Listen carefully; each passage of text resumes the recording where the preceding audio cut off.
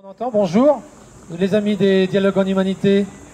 Welcome again pour ceux qui arrivent, qui reviennent au dialogue, et bienvenue à tous ceux qui arrivent pour la première fois. Voilà, donc ça commence aujourd'hui, il y en a pour 3 jours. Cette année, on a un thème principal qui est inspiré à la fois de Mathieu Ricard et puis des résistants. Hein. La phrase de Mathieu Ricard, c'est il est trop tard pour être pessimiste », et la phrase issue des résistants, c'est la résistance créatrice passe par l'optimisme. Donc on est à la fois dans une situation où on est dans l'absolue lucidité sur les défis, les carrefours critiques de l'humanité. Mais nous disons, plus la situation est inquiétante, préoccupante, et plus nous avons au contraire besoin d'énergie créatrice.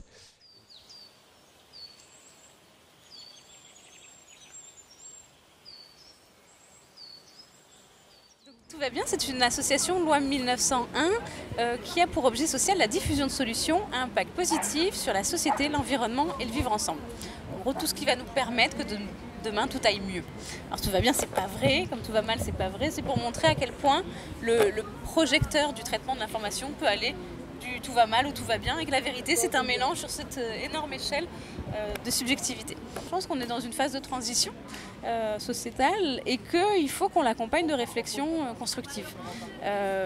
Parce qu'il va falloir qu'on se réinvente, il va falloir qu'on essaie d'autres choses, il faut qu'on apprenne à se connaître aussi, il faut qu'on donne la visibilité à ceux qui essayent et qui font. Donc c'est une espèce de relais entre ce qui se passe, ce qui pourrait être fait, et ceux qui ont envie d'avoir des pistes rassurantes.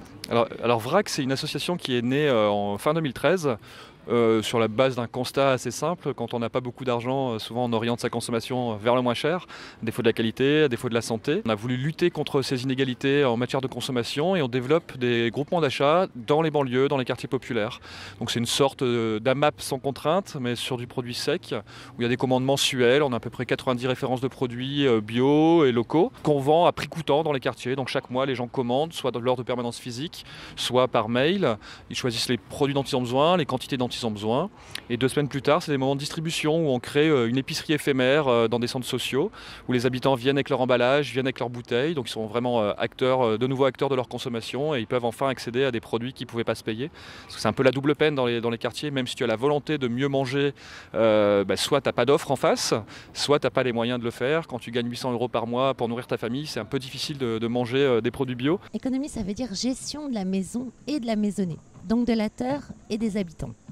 Et aujourd'hui, on peut dire que de l'économie dans laquelle on est n'a pas une très bonne gestion de la terre et de ses habitants. Ensuite, symbiotique, ça veut dire vivre ensemble. Et en fait, c'est un terme qui vient de l'écologie. C'est l'association de 2 espèces différentes, très différentes, qui vont trouver dans leurs différences leur complémentarité et aboutir à une croissance mutuelle. L'un nourrit l'autre et inversement. C'est parce qu'elles gardent leurs différences qu'elles peuvent être complémentaires. En fait, elles ne s'homogénéisent jamais. Mais finalement, elles font un lien très intime. J'ai appelé ça l'économie symbiotique parce que c'est la découverte que tout ce qu'on a inventé, qui a émergé ou qui a réémergé depuis 50 ans, dans toutes nos nouvelles logiques économiques, productives, comme la permaculture, l'économie circulaire, les énergies renouvelables, eh bien, elles s'assemblaient.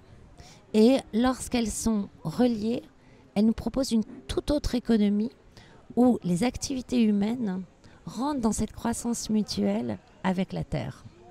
Et c'est ça qui est magique. Et je pense qu'aujourd'hui, on peut sortir de 5000 ans d'histoire extractive, d'économie extractive, pour aboutir à une toute nouvelle ère où on régénère nos ressources et où on devient co-créateur des équilibres planétaires.